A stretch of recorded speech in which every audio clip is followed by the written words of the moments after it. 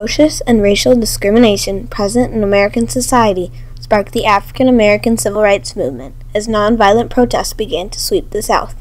The Greensboro sit-ins, which were a form of nonviolent protest initially performed by 4 African American college freshmen, proved to be an effective turning point in the struggle for racial and social equality in the United States. The Civil Rights Movement was in its prime in 1960. African Americans had been suffering racism and segregation since the dawn of slavery. All throughout America, civil rights leaders were furiously organizing more attacks on society's ways. One in particular was Dr. Martin Luther King Jr. King believed in peaceful protests and nonviolent resistance. Yet there was opposition to the civil rights movement. There was the Second Ku Klux Klan. They destroyed the homes of civil rights leaders and participated in numerous other violent activities, such as burning crosses and bombing churches. With an attempt to balance social equality, President Eisenhower signed the Civil Rights Act in 1957 and sent U.S. Army troops to Little Rock, Arkansas, to enforce desegregation in schools. These attempts did little to strengthen civil rights, for our country still had a ways to go for an equal nation. Before fast food restaurants swept the nation, lunch counters were popular. It was a standard policy in the South that lunch counter seats were reserved for whites only. African Americans were allowed in the stores, but were not allowed to sit at the counters. By the 1960s, America had almost divided itself. The cultures America did not treat equally had their own little communities inside a community. They had their own schools, stores, churches, and doctors. Same was for the white community.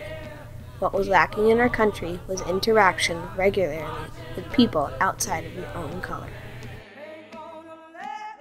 In January 1960, Joseph McNeil was coming home from a visit with his parents in New York. He arrived, tired, at the Greyhound bus station in Greensboro, North Carolina. Because McNeil was a person of color, he was denied service and was not allowed to sit down. McNeil stormed back to his dorm room at the North Carolina A&T State University and explained to his roommate, David Richmond, that the time for action was now. The two called Franklin McCain and Zell Blair Jr. into the discussion and began nightly bull sessions where they would toss about ideas that would challenge or hopefully impact the ways of society. One recalled hearing about a nonviolent strategy, a sit-in.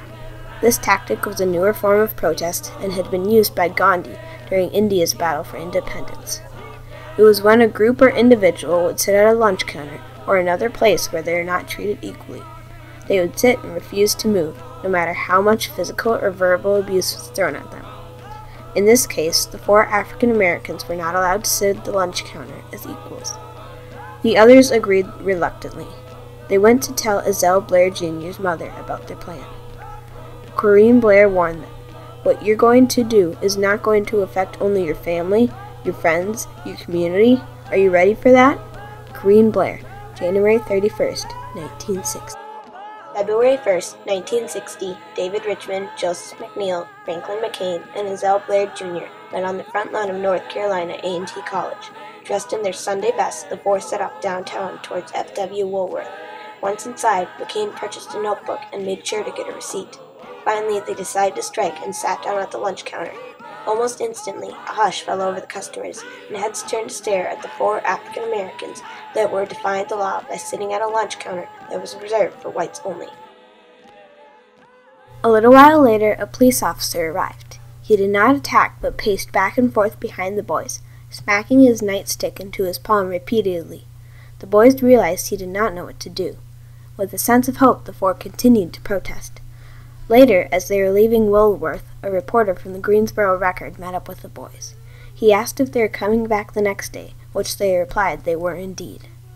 The next day, the 4 were joined by 19 others. They all continue with the method of a nonviolent protest, keeping calm and not fighting back. The 3rd day brought in 66 protesters, and with the 4th day came 100 more. The media caught wind of this groundbreaking movement and protest, and soon Woolworth was bursting with protesters, onlookers, and reporters. By the 5th day, the movement had grown to a massive amount of 1,000 people. This simple act of sitting at a segregated lunch counter had soon spread to over 54 cities in 9 different states within 2 months. Before long, a group of white female students from nearby colleges joined, along with African American women. The idea of a sit-in in this region of North Carolina was originally brought up over at Bennett College, an all-black women's college in Greensboro. But the college was reluctant to act, so they tossed the idea over to the boys to let them go first. Students started marching nonviolently with protest signs in front of segregated stores. Protesters would take turns manning the picket lines and performing the protest inside the store. Most protesters really wanted what they were fighting for, an equal society, but some protesters were fake. When the cameras and reporters left, so did they. The idea of a sit-in had spread like wildfire across the South. It sparked other forms of protests as well. Watch-ins at segregated movie theaters, swim-ins at segregated beaches, and many more.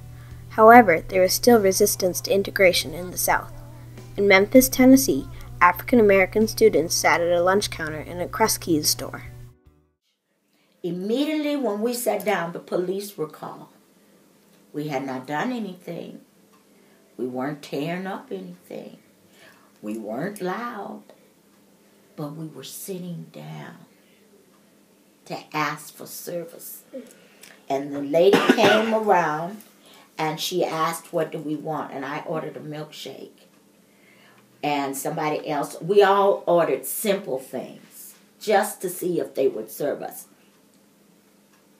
She came back with the milkshake and she filled it with salt and pepper. And then she threw it in my face. The sit-in of the Greensboro Four left African American students around the country thinking, what kind of role should I be playing in this growing drama in our society? The energy and drive spread across the nation just as fast as the sit-in movement had. People would protest, be arrested, go to jail, come back out, and keep going. We are in an era in which a prison term for a freedom struggle is a badge of honor. Martin Luther King Jr., April 15, 1960, Raleigh, North Carolina. The same day, King described the effects the civil rights movement could have on our country. This courageous willingness to go to jail may well be the thing to awake the dozing conscience of many of our white brothers.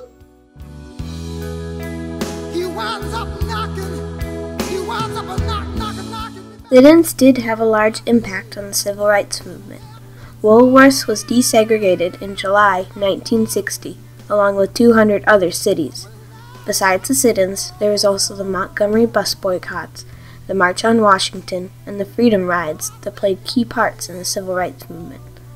All of these protests and marches paid off when the Civil Rights Act of 1964 was signed, which enforced equality in public places and prohibited discrimination based on race, color, religion, or national origin. Much progress has been made, but there is still room for improvement in race relation and equality in the United States.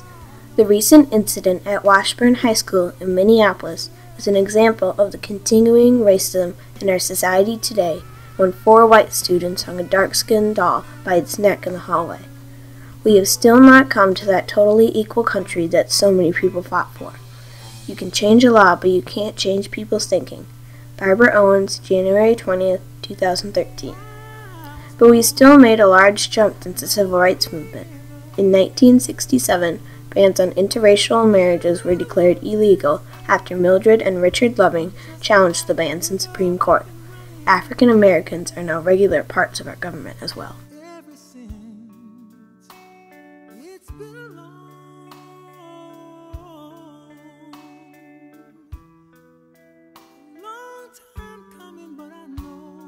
Overall, our nation still has a long way to go to end all racial persecution and prejudice.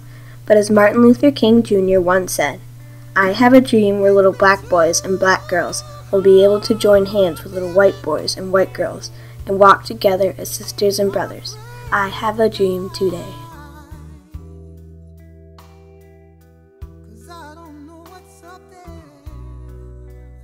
Beyond the sky.